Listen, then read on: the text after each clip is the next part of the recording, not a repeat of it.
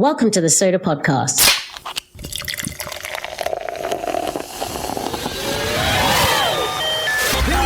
We're talking about the Data Dream Team with Jesse Anderson. There's a new approach needed to align how the organization, the team, the people are structured and organized around data. New roles, shifted accountability, breaking silos, and forging new channels of collaboration. The lineup of guests is fantastic. We're excited for everyone to listen, learn, and like. Without further ado, here's your Data Dream Team host, Jesse Anderson. My guest today is Paco Nathan. Paco Nathan is known as a player coach. We'll ask what that means. He's done all kinds of things. He's a good friend of mine. I'm actually going to learn even more about Paco today, some things and some stories that I haven't heard about before. But one of the things that I think is important and interesting for this conversation was in 2015, he created a series of training videos for O'Reilly called Building Data Science Teams. And that was kind of the catalyst for my journey as well, and I think a bit of his journey. So let's get into it, Paco. What sorts of things should we know about you? What makes you a full stack technology person? Thank you, Jesse. I'm delighted to be here. Thank you for kind words. Let's see, full stack developer. Well, a lot of it is that I had training in some different areas early on, and that ranged from working with math and very kind of advanced math applications in data analytics, all the way over to machine learning, which was really early at the time, and then all the way over into circuit design and working with hardware and distributed systems. So I had kind of a diverse background starting out, and I think it just led to a lot more development of interdisciplinary work. For instance, I made a fundamental mistake about 40 years ago of studying, against all advice, studying artificial intelligence in grad school. And everybody told me that it was a non-starter, really wouldn't lead anywhere. And then I made the further mistake of doing a deep dive into an area called neural networks. And I spent several years working there, including hardware accelerators for neural networks. And this was in the 80s and 90s. And so, frankly, got a pretty good grounding in some interesting areas. But during the AI winter, nobody cared. So I went off to be a network engineer. I did work in building cross compilers for a while. Done a lot of work with embedded systems during that period. And I think at the end of it, coming into like the early aughts, I just I had a more balanced background, so to speak, on how to leverage the resources. That's pretty impressive. When most of the time when I say I'm a full stack developer, that meant I did not just one thing, I did front end and back end. When Paco says full, that means full. I'm going to design your computer for you all the way down to the chips. So you also talk about yourself as a player coach. Tell me more about why you call yourself a player coach. Yeah, certainly. You were mentioning the building data science teams, and I want to shout out to a mutual friend of ours, but a friend of mine, DJ Patil, I think had actually done an article called "Building Data Science Teams" just before I shot that video. I think if you go back to the early days of big data and a lot of industry adoption of having data science teams, data engineering teams. There were certainly elements of what I would call more old school approaches where, the executives would expect that they would get a manager in place for a data team who really was just a manager. They went out and delegated and they hired the right PhDs in data science. And, it was a fairly old school kind of notion. And my view of that was, abject horror because I felt like the 1960s had called and they wanted their dinosaurs back. Realistically, in this space, there weren't any PhDs in data science. That just didn't exist, and I wouldn't have hired them probably anyway. So instead, I really built up a practice as a very hands-on manager. And typically leading smaller teams, but sometimes I think my high water mark was maybe 25, but usually it was a much smaller team, and I liked working with people who could wear a number of hats. I really strongly agree with, say, Eric Colson on that point of having more generalists. And so, I always kept very hands-on myself as well. And I think that when you're really going to bring the value for data analytics, you've got to be able to cross that divide between what the business needs and what the data is telling you.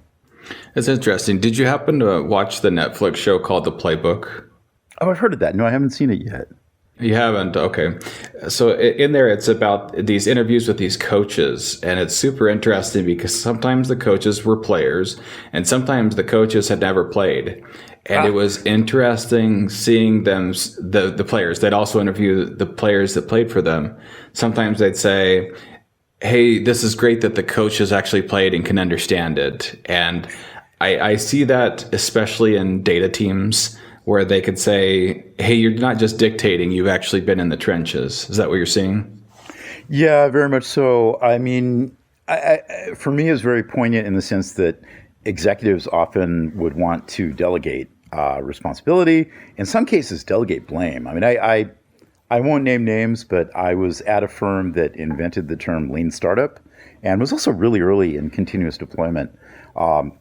And the product managers had the idea that they were going to delegate responsibility for A/B testing to a data science team. And if the product was crap, frankly, and the A/B testing results came back saying, really, nobody likes this, they would blame the data scientists because they were the ones delivering the report. And it was like, no, actually, I think the product manager deserves some blame in this case. So, being more of a hands-on leader in data science, I could go to the mats and I could say, hey, wait, I can tell you what's going on here. It isn't just, don't shoot the messenger and blame the analyst. There's something fundamentally wrong in the business approach, and the data is telling us, and here's why. So I think that that's where the player coach side comes in, but also just the mentoring. Over a number of years, I've really felt that it was important to invest time in mentoring certain people, and I've kept up those relationships, and it really helps over time. I mean, some of them are now engineering managers at Apple and Google and whatnot, or they have their own startups. Some have moved into exec roles even, and it's great to be able to see the world partly through their eyes because of that relationship over time. It definitely opens me up to what are priorities that are emerging that I wouldn't have seen in my experience. So I think that mentoring is kind of a two-way street, and it's also part of the player coach role. So switching gears a bit, you learned about the value of data pretty early on in your career. Would you mind telling that story that you've never told before? In fact, I've never heard this story before either. Yeah, that was a fun one. So I was in the Army, U.S. Army, and I was in a unit that really liked doing parades. Parade competition was kind of big there. And I had a lot of background. Well, I had a lot of access, let's say, to computing. This was pretty early in my career with computing, but I definitely had, mainframe access, Unix box, and I was on Milnet. I was on ARPANET early on. So I'm coming up next month, celebrating my 40th. Sorry, is it 40? Yeah, 40th year of using email for work, which is kind of a milestone. But long story short, I landed in a unit. The company that I was in would always come in last in parade competitions, like regimental parade competition.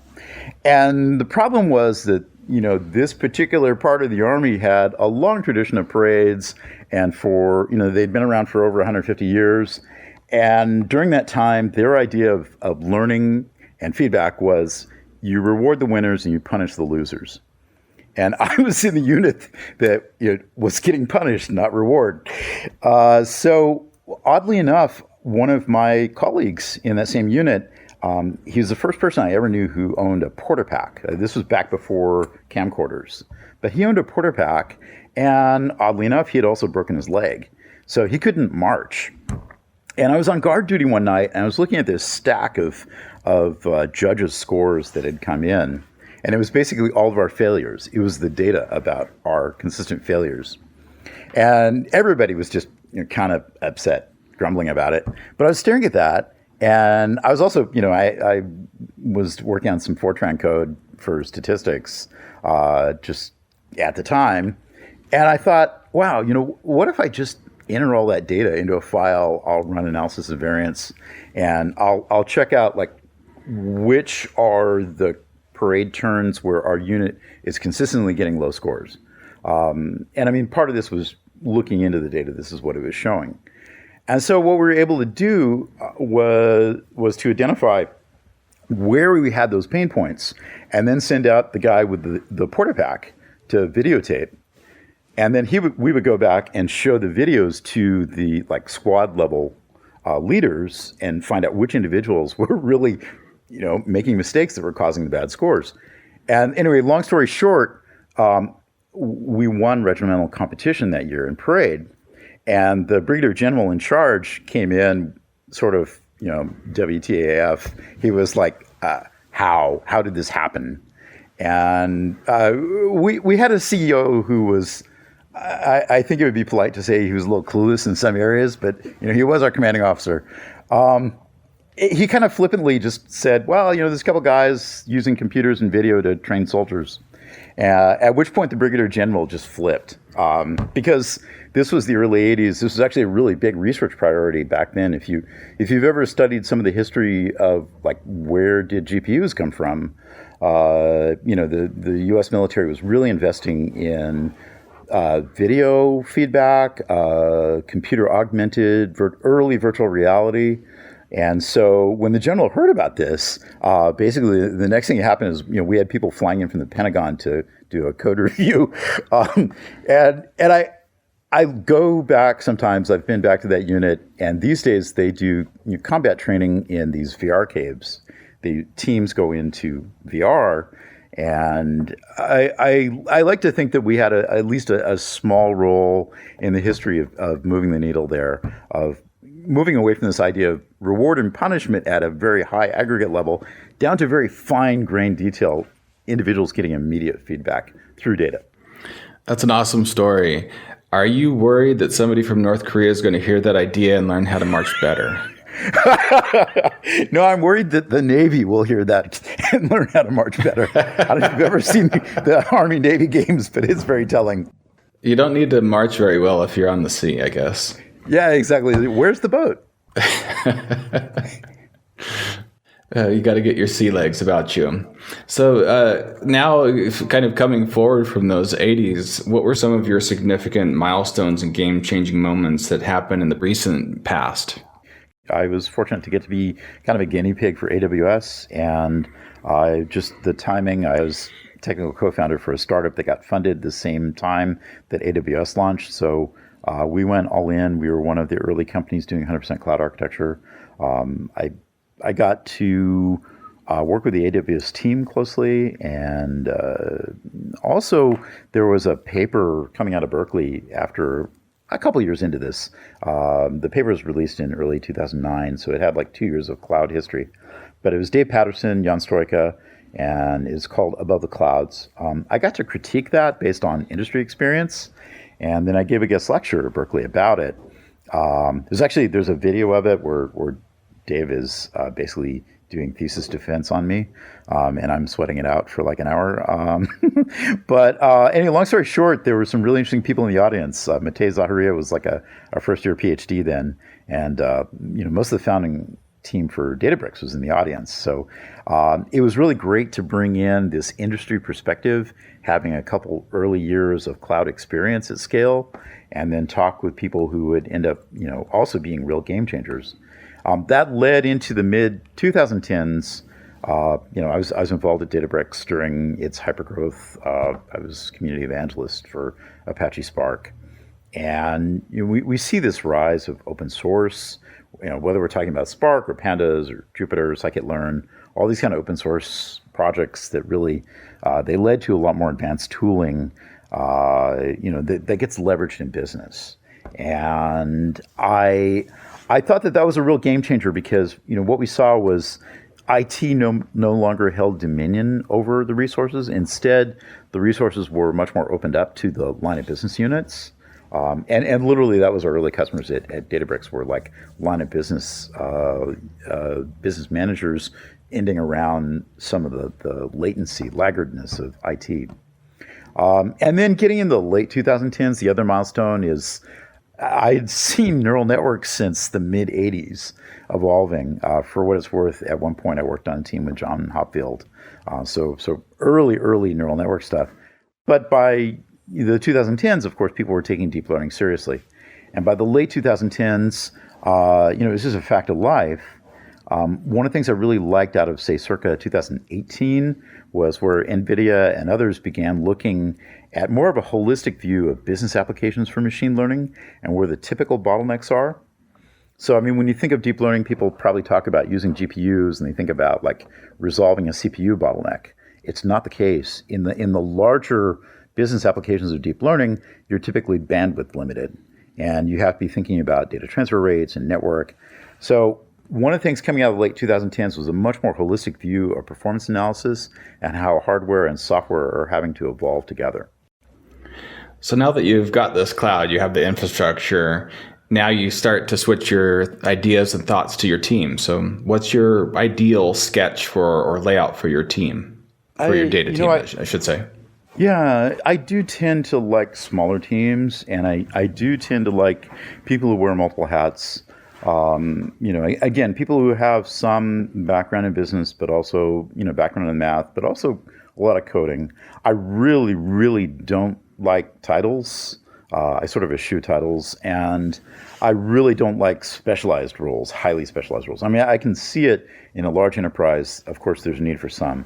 But when I'm running a data team, I want people to be a bit more open to pairing with experts in other fields. So I tend to like having a small team that has expertise at the systems level, as well as serious software engineering expertise, as well as the analytics and the math that's driving it. And of course, staying close in with the people who have the domain expertise in the business. And that does lead to a lot more hands-on, but I just feel like that's the proper way. And I see results from it.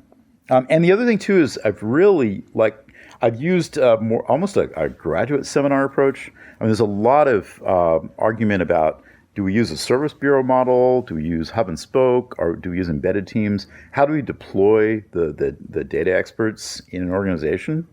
And I've been engaged in some of these arguments, for larger organizations where they're grappling with it, Facebook and Google and others. And my view is I really like having almost a graduate seminar approach where the different data science teams get together maybe once a week for lunch. People put their ideas or what they're facing as challenges up on the board. Other people comment or shoot it down or whatever. And maybe you can have stakeholders coming in, but they have a non-speaking role. It's kind of a safe place for the data people to sort through issues. And just like in a graduate seminar. And I found that works really well in industry. Yeah, what you're saying reminds me of what Eric Colson says that they did at Stitch Fix. It was kind of this luncheon where they talked about those sorts of things. Yeah. A question there. You mentioned getting too specialized. What's too specialized? Do you think data scientist is too specialized, or do you think I only specialize in graph manipulation for squirrels? Right, exactly. I would run screaming if I have encountered people got it. I remember interviewing circa 2008 for a data team that we had to staff up very rapidly. And the company pumped a lot of money into recruiting. But we would get these people who were like, I did my PhD on this obscure area of support vector machines. And it was sort of like graph computing for squirrels. Run screaming in the opposite direction. I frankly have never used the term data scientist to describe myself. And I would get very nervous to do so because I just don't like the term. I don't like the term data engineer. Although I see where both these are necessary, but I just really eschew titles. And so I would tend to want to see more generalist people. Obviously, there are some people who have, a PhD in stats and they haven't really spent the time to pick up software engineering or had the opportunity to pick it up yet, but maybe they want to.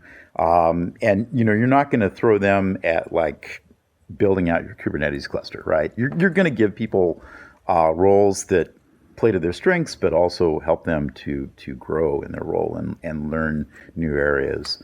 So the short answer there is even data scientist would be a little bit too specific for me. That's interesting.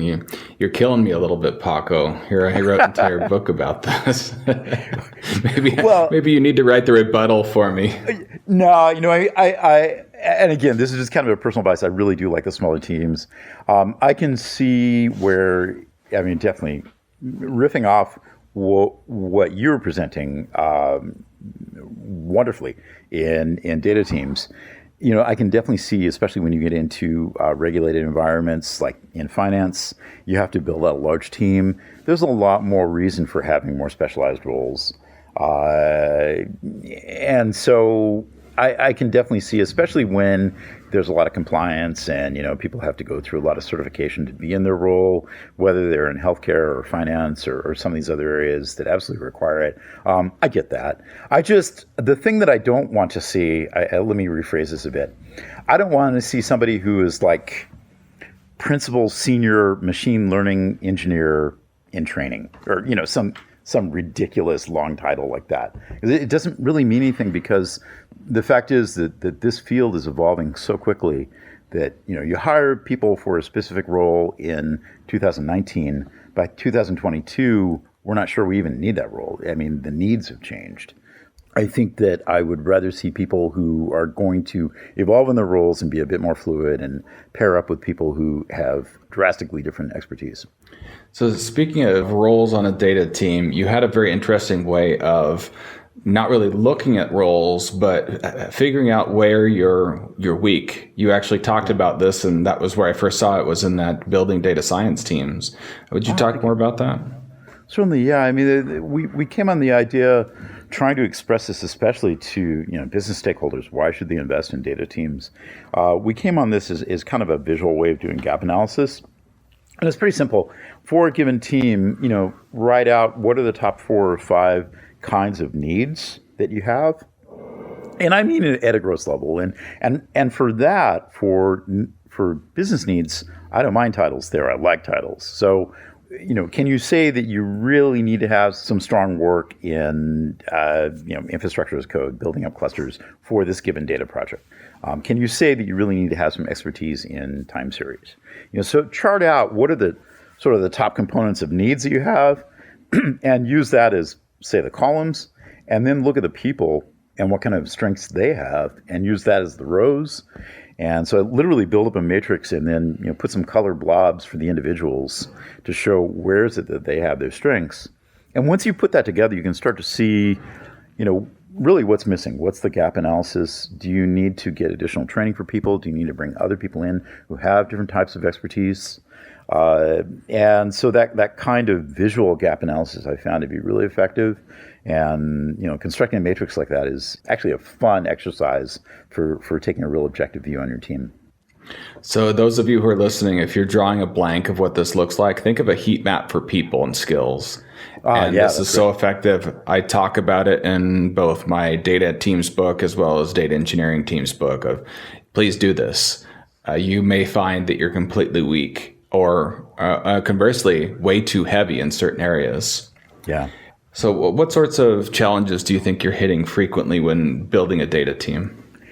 Well, from my perspective, I mentioned I tend to prefer smaller teams with people who wear multiple hats and probably have more senior background and experience in different fields.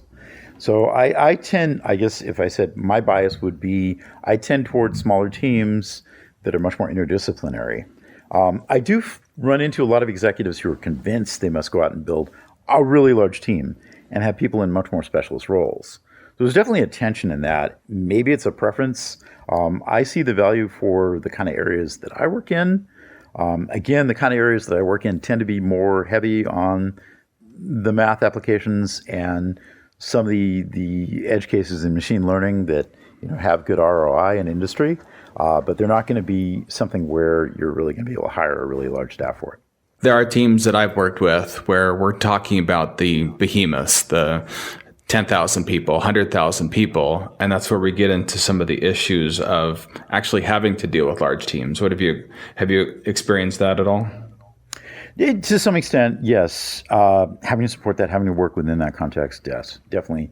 And yeah, I recognize the need for it, especially like you're saying, when there are regulated environments, Like for instance, if you want to do data engineering and data science in healthcare, Ben Lorick and I have been doing these industry surveys and industry reports. One thing that's really, really startling to me is just how much of a priority there is on certification if you want to be working on a data team in healthcare. And so you need people who have more specialist backgrounds and more certification. If you're in finance, if you're in healthcare, I can imagine in pharma and other areas like that. So here's where I would agree with you and both disagree with you. Given the choice between, let's say, 10, even 100 beginners versus a 5-person experienced team, I will choose a 5-person experienced team. And it's because the 5-person experienced team will perform significantly better. And I think this is where execs kind of get out of whack. They look at the cost per person. They think, oh, I can't do that. When the reality is, no, you're going to get higher ROI. Yeah, you have to do it. Yeah. I mean, there's a lot of room for people coming in at entry level, certainly. But if you have a team that's dealing with large risks and large rewards, working with a smaller, more expert team is always going to be a better ROI. We're going to be talking to Jordan Murray about data literacy.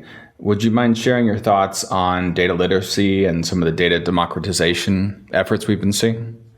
Yeah, definitely. I have some mixed feelings on that. On the one hand, it's very important. I mean, I definitely would like to see literacy in general for working with data. I'm a little bit skeptical with some of the product claims that I see about data democratization. So I definitely don't think that everybody in the world should be a data scientist. I think that's ludicrous. I also don't think that it's necessarily a good idea that everybody in a company can walk up and access any of the data and run a query and then start making an argument with it. Obviously, there's a lot of privacy and security concerns about that.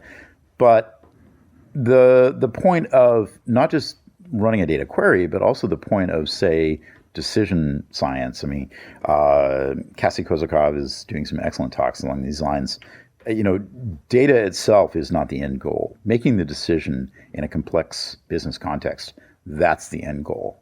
And if you just have data democratization as, your headline of how you're going to solve the problem, it doesn't go all the way to the last mile. It doesn't go to how do we support decisions being made all day, every day, and getting feedback and making better decisions as an organization. Instead, what I've seen, unfortunately, is this anti-pattern where a lot of the data democratization was leading toward anybody who wants to can jump up and become a squeaky wheel and make an argument because they've got a query that proves their argument. That doesn't really help in an organization. So I really have mixed feelings about it. What I would say is I think that some of the better voices on this, definitely we talked about Eric Colson out of Stitch Fix, and he's done a lot of writing at HBR and others. Along with that, I mean, Eric had come out of Netflix, as I understand. Another person out of Netflix that I really like, Michelle Ufford. Both of them have done incredible writing about leadership of data teams. The other thing I'd point to, I really like there's the Cynefin framework by Dave Snowden out of IBM. It's the source for, that was written in 1999, and it's what Rumsfeld quoted in the early aughts with the unknown unknowns. But understanding, do you have a complex context? Are you in crisis management? Do you have a simple context? Understanding that from a leadership level, but also from an analyst level, is super important, because you don't want to conflate, overcomplicating your analysis, and you don't want to conflate oversimplifying your context. Both those lead to disaster. And so that's where I think some of the root problems with data literacy come in, is you get people who, I've got some data, but I'm going to oversimplify the problem. And so let me make this a little bit more concrete. I was in an organization where there were product managers that needed information on pricing for a product, and they would run the data and aggregate it and calculate an average, and they would say, okay, our price point for this product is $10. But if you dug into the data, you could clearly see there was a bimodal distribution. If you just visualize it, you could see there's a big group of people that want a $5 product and a big group of people that want a $20 product. If you give them a $10 product, nobody's going to buy it. And in fact, that's what happened in this case. So part of the problem is that, the literacy is not just I has a SQL query. The literacy is, stats is a hard thing. And even for people who work in statistics, stats is a weird, hard domain. And there's a lot of competing views, and you really have to know, the analytic tools that I'm using, what do they really mean? How do I really evaluate the edge cases for them? And if you don't have a lot of hands-on with understanding the edge cases in statistics, you're probably going to misuse them. So, and the same thing with machine learning. If you don't know how to evaluate models, that's a very arcane subject. What is coming out of information gain? What is coming out of AUC? So I think that the data literacy side, I would actually go back to ground and say people should spend more time learning about learning and learning about decision making. And certainly there's great work on pedagogy and how is it that say novices learn a complex topic versus how experts learn in the same topic. And it's very salient for data because you're perpetually faced with this challenge. There's some problem in the business. We're not exactly sure what's happening. We believe we have some data sources that we can zero in on this.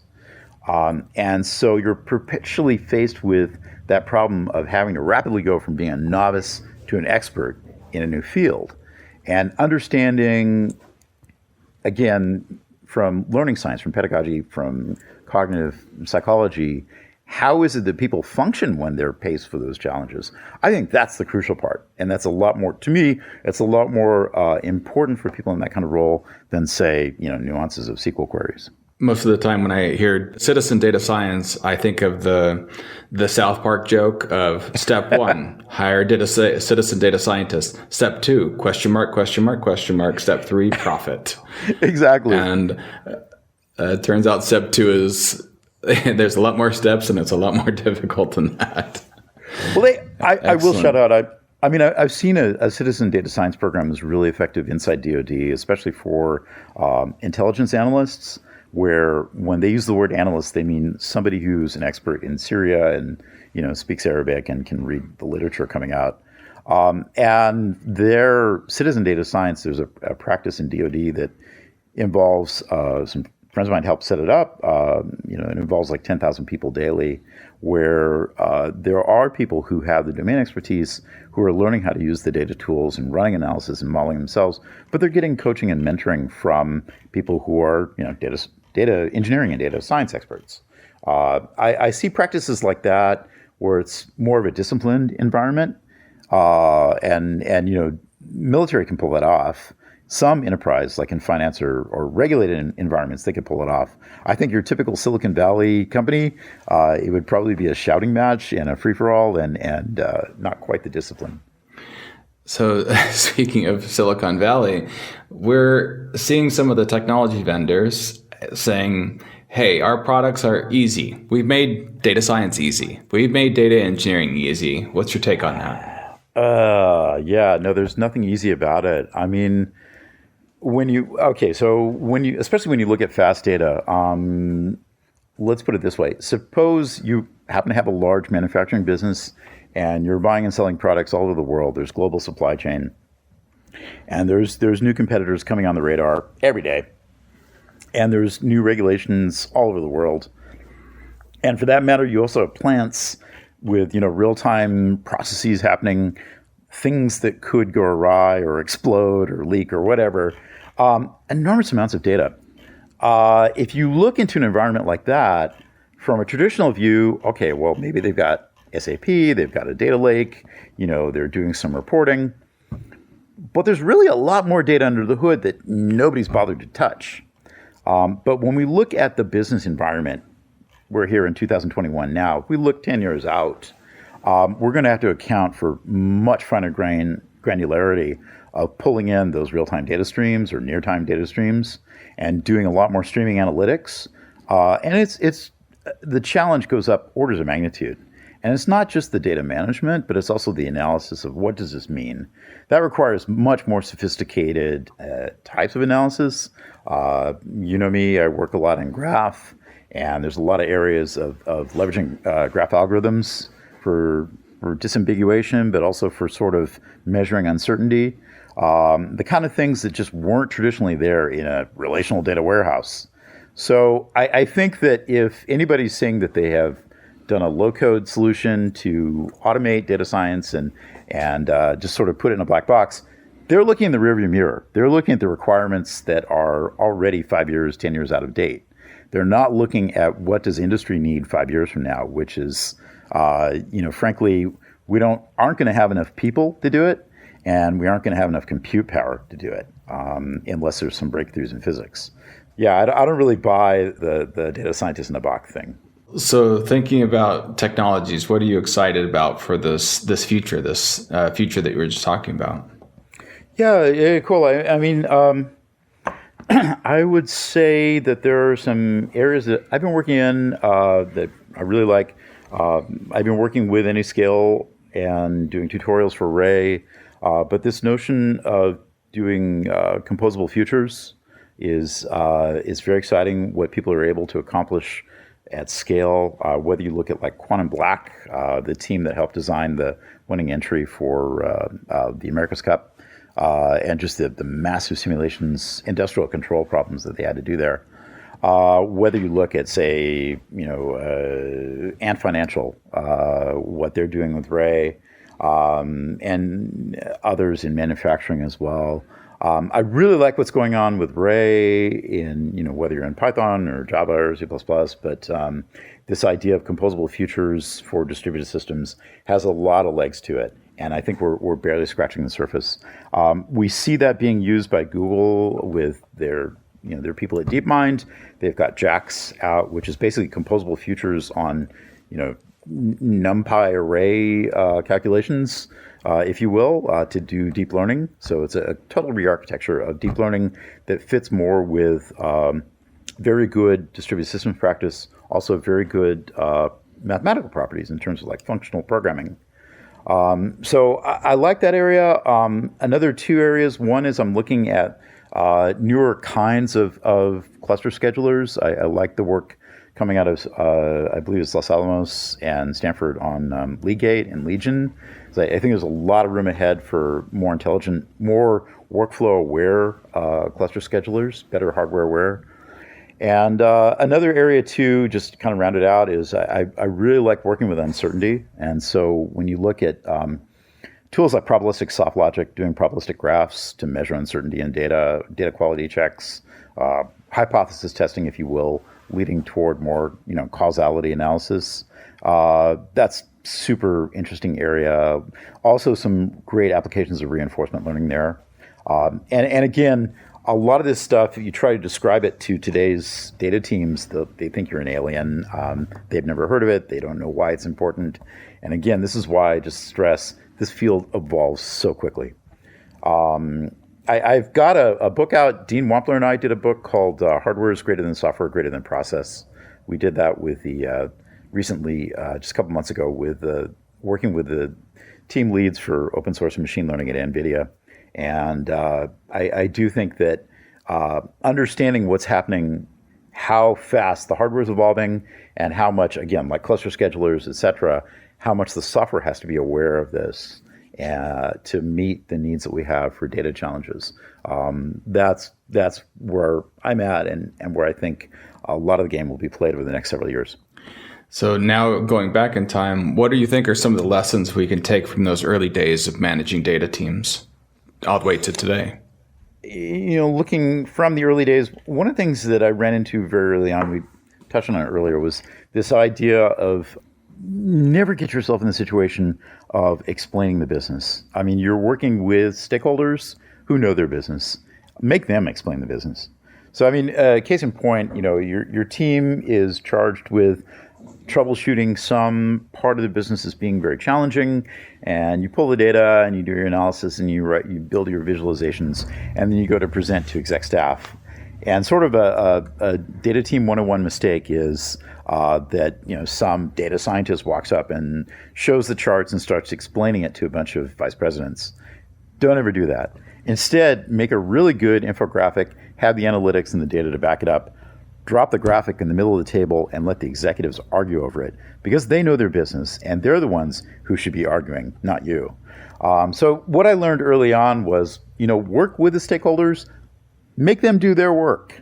Don't try to do their work for them. Don't take the blame for their successes or failures, because it's very easy to do that. And it's just a common anti-pattern that I see in organizations. So what keeps you up at night? I think I was joking about a fine balance of melatonin and caffeine. I really like to get up in the middle of the night and write code and write unit tests and outline out a talk or something. I do enjoy working at night. Things that really worry me. I gotta be honest. I was around when Mesos was making a run for it, and I definitely saw the wars between certain types of cluster schedulers, where they're talking about Yarn or Mesos or what was going on at Google. And eventually we had Kubernetes come out. And that's great. I mean, there's a lot of great infrastructure built on Kubernetes. I do think that we've kind of backed ourselves into a corner in some ways, because we have data infrastructure that's really not all that aware of what's going on inside of workflows, and not all that aware of the nuances of what could happen in the hardware. And certainly when we make this case, there's a lot of great material in, like I said, the mini book that Dean and I just did. I would like to see a world where you can run a workflow and have a scheduler that understands about memory objects and how they should persist when you're trying to execute something. Because I would like to be in a situation where I can run a cluster of servers in the cloud that have GPUs inside of them, and I can be running a trillion node graph. Technically speaking, it's possible with the hardware. Technically speaking, the software management layers get in the way. And I know the business needs for fast data, for large scale data, for very expensive computation, like I say, graph algorithms, disambiguation, things like that. I know that the business appetite for that is increasing, and the hardware is coming along. Certainly when you look at like multi-node, multi-GPU architectures coming out of NVIDIA, it's super interesting. But that Kubernetes layer is kind of getting in the way, and it's not really aware enough to prevent some of the problems we see. Like if you pull a cluster trace at a large cloud practice, you'll find that so much of the work goes into moving memory from one place to another. Like maybe 25% of the cluster will be spending its resources just moving data in kind of ridiculous ways. And I do believe that we need to have smarter software at that layer. That really keeps me up at night. If I had my ways, we would be running some clusters on the polar craters of the moon. There's just a really great environment. We can talk about that more, but I look forward to what can happen with cloud as it evolves. Let's put it that way. You had one other about chip supply that I'd never even heard of before. Oh God, yeah. No, I mean, if you look at Moore's law, it was really interesting. I mean, it held for a long time. It was really fascinating just how much advance could be based on this kind of perpetual increase, almost exponential increase in price performance with chips. But it ran out, and there are a lot of tricks with physics. But eventually Intel hit the wall. Roughly, Intel was able to deliver on Moore's law kinds of effects up until the late 2010s. Like 2017, 2018, they started making promises about new chips that they were never able to deliver. And TSMC has eclipsed them. Frankly, a lot of the vendors, I believe even IBM and AMD now, are just going outsourcing to TSMC. And so the thing is that the whole landscape has changed. I referenced a podcast from my friend does The Next Billion Seconds with Mark Pesce does that down in Australia. And he has a really good series called Geopolichips.